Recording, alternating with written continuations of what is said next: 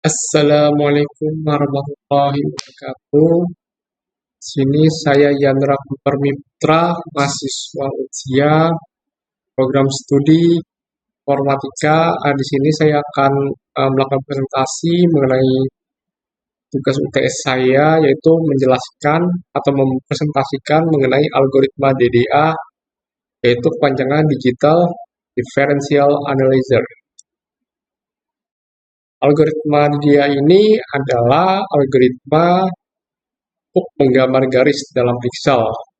Tujuannya yaitu untuk menentukan piksel yang membentuk garis lurus antar dua titik. Nah, jadi dengan menggunakan pendekatan increment, yaitu penambahan nilai kecil, lalu untuk hasilnya itu uh, dia mendekati garis lurus dengan akurasi tinggi. Untuk langkah-langkahnya, yang pertama itu menentukan titik awal dan akhir. Jadi yaitu awal itu kita menentukan awal dan akhir dari suatu titiknya. Kedua yaitu menghitung nilai delta X dan delta Y. Yang ketiga yaitu tentukan langkah max, yaitu dengan menggunakan rumus sama dengan max delta X, delta Y. Yang keempat itu menghitung incrementnya dari X dan Y. Habis itu lakukan iterasi untuk setiap pixelnya. Jadi hasilnya itu akan dibulatkan. Nah, contoh perhitungannya itu yang pertama kita menentukan dulu titik awal dan akhirnya. Di sini titik awal itu 2,2 ke 8,5.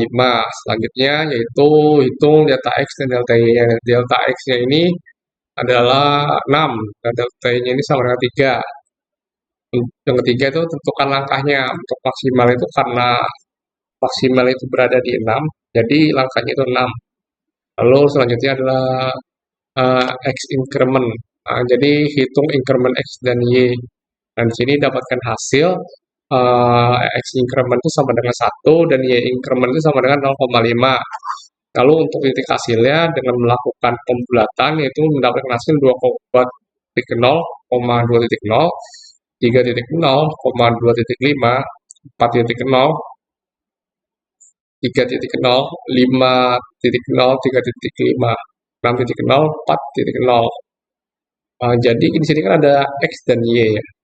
Untuk setiap X-nya itu dia melakukan increment, jadi ada kelipatan 1. Jadi dari X sama dengan 2 sampai ke 6. Dia kelompat 1, jadi dia 2, 3, 4, 5, 6. Nah, sedangkan untuk garis yaitu dia incrementnya 0,5. Jadi dia kelipatan akan pertama 0,5, jadi mulai dari 2,5, 3.0, 3.5, 4.0. Seperti itu. Nah, untuk kelebihan dan kekurangannya, untuk kelebihannya itu algoritma DDA itu dia sederhana dan mudah diimplementasikan. Itu cocok untuk floating point. Nah, selain ada kelebihan, ada juga kekurangannya. Kekurangannya itu untuk membutuhkan pembulatan. Yang kedua itu floating point-nya lebih lambat dari integer only.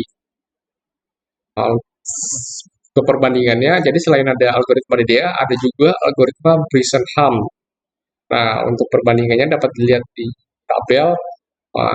Untuk yang dibandingkan itu ada beberapa fitur. Yang pertama ada tipe operasinya. Tipe operasinya itu untuk algoritma DDA itu dia floating point, sedangkan Bresenham itu integer. Nah, untuk kecepatannya DDA ini lebih lambat karena dia tadi sederhana. Nah, sedangkan Bresenham itu dia lebih cepat, soalnya kompleks juga. Operasinya cukup baik untuk algoritma DDA. Untuk Bresenham itu operasinya sangat baik. Nah, terkait lagi kompleksitas. Karena kompleksitas DDA ini rendah, jadi mungkin ada beberapa aspek yang harus dikurangi. Sedangkan Bresenham ini sangat kompleks, bukan sangat kompleks, jadi sedang. Jadi istilahnya lebih baik dari segi akurasi, kecepatan, dan tipe operasinya. Nah, selanjutnya itu kesimpulannya. Algoritma DDA ini adalah algoritma dasar rasterisasi garis. algoritma DDA ini mudah dipahami dan diimplementasikan. Ya, karena tadi itu juga, karena dia mudah dipahami dan diimplementasikan, mungkin ada beberapa fitur yang istilahnya sangat sederhana, jadi kompleksitasnya kurang. Nah, untuk di dunia nyata atau biasa diterapkan di kehidupan atau teknologi yang sekarang ini, algoritma berdasarkan HAM ini lebih sering digunakan karena lebih efisien. Mungkin itu saja penjelasan dari saya mengenai algoritma DDA. Kurang lebihnya mohon maaf. Wassalamualaikum warahmatullahi wabarakatuh.